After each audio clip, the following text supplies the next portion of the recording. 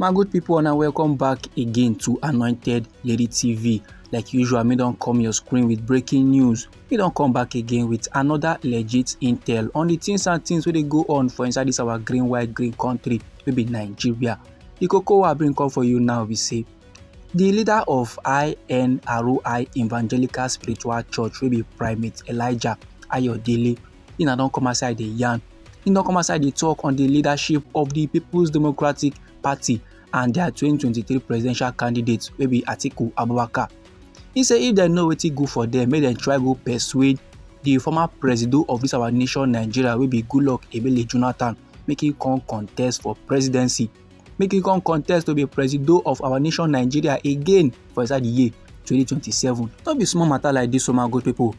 According to the renowned cleric will be Primate Elijah Ayodele, he said the only way the People's Democratic Party can be assured of victory now if the former president will be Goodluck Ebele Jonathan is found in the 2027 presidential ballot. And the cleric can still use the opportunity to the summer advice they give the former vice president will be Atiku Abubakar. Say instead of him now to contest again for presidency for inside the year 2027 under the PDP, making Kukuma choose a right candidate and making support that candidate with all his power and all his might. He say Atiku Abubakar, the People's Democratic Party as a whole, supposed to support Goodluck Ebele Jonathan and a former president of the Senate, maybe Bukola Saraki, made them together run for election for inside the year 2027. And he can drop warning. Say if the People's Democratic Party as a whole can allow Atiku Abubakar to contest under their umbrella for inside the year 2027, it no go well at all. That one now go kukuma make the PDP kukuma kpai politically.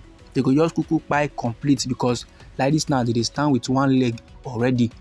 And no be lie, my good people, concerning Goodluck Ebele Jonathan matter to contest for presidency for inside the year 2027. No be only this cleric self we don yarn am. Some PDP chieftains self they talk am. Even the Bauchi state governor self, he now don't even talk am. Say he go like make him boss contest for presidency.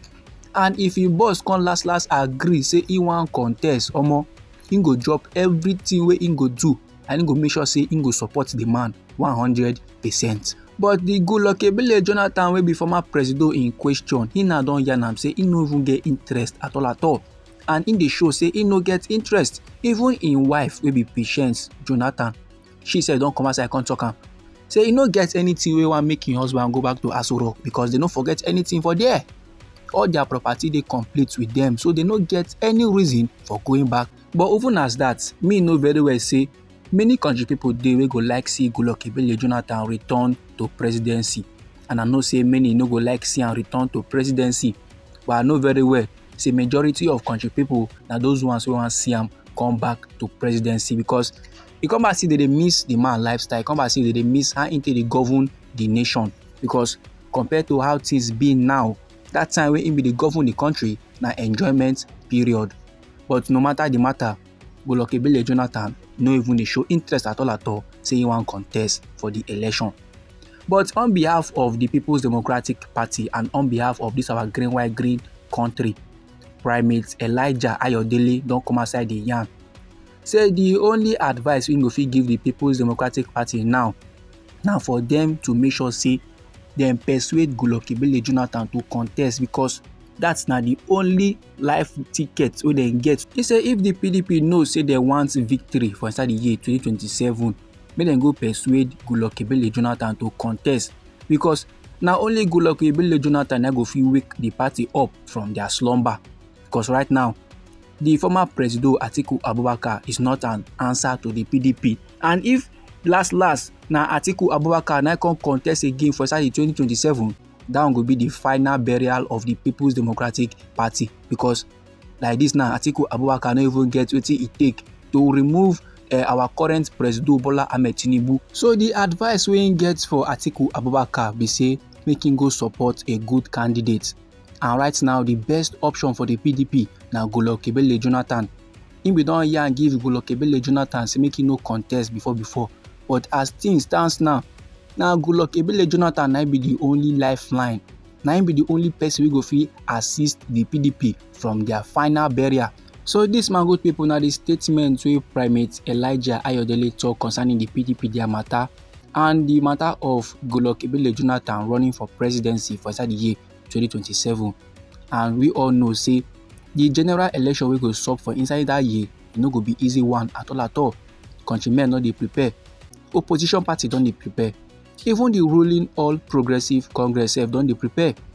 Amaechi sef bin don come outside dey yarn say e no go easy at all.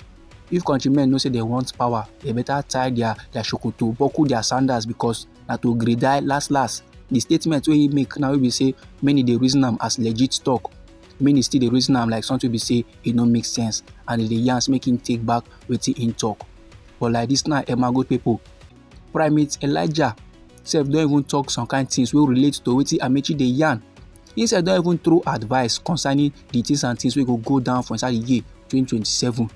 He now dey yarn say that election wey go sup for inside the year 2027 no be for the weak-minded o, no be for those people wey dey do smell, no be for the religious, but na for the strong-minded people, na for men wey dey rugged, na for men wey be say dem get the will to bring change for this our nation Nigeria. And anybody wey wan contest for the election must be ready.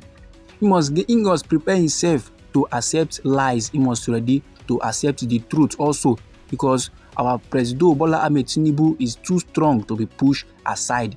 2027 election no be for righteous people, but the person wey wan contest must be willing to win at all cost, and he must ready say he go dey lis ten to the divine instructions of God at all times. Now, anyhow the informate be you for body, or if you get contributions about the matter, feel free make you drop am inside our comment section. Now, even as advice now don dey table for the People's Democratic Party to follow right now, men wey dey wash hand comot for the party dey join the APC, they don too plenty. The PDP now small they dey lose support, they dey lose men. Now the latest person wey don wash hand comot for the PDP their matter, then go join the ruling APC na Senator Ned Nwoko.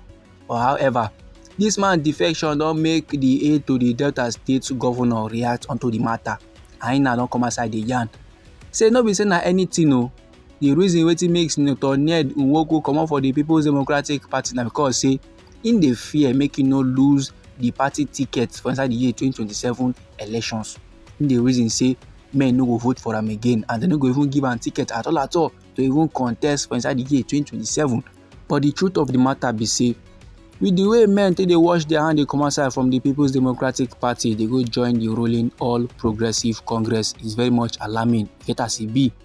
Even Senator Jimoh Ibrahim, wey dey represent Ondo South for inside the National Assembly, he said don even dey yarn am for inside one tori people their channel, say like this now some governors from the People's Democratic Party and other opposition parties dey plan to comot body from their various party come join the ruling All Progressive Congress. He say he no wan mention name make he no come go embarrass them, but wetin go fit yarn for the channel be say senators dey, governors dey wey dey plan to comot body from their party come plaster for the All Progressive Congress. This my good people na the informate wey I wan share give the general public. Anyhow the thing be you for body, feel free make you drop am inside our comment section, or if you get contributions about the matter, still drop am inside our comment section, na free of charge. Now we be Anointed Lady TV. Our hobby now to dey give una legit intel on the things and things wey dey go on for inside this our nation Nigeria. So if you like the informate and you would like to receive more, try make you subscribe to this our channel and try make you put on the notification bell, so that as we dey bring more news dey come, na you go first get the informate and you go even receive am sharp. And they come your side again to another legit intel for you, my good people.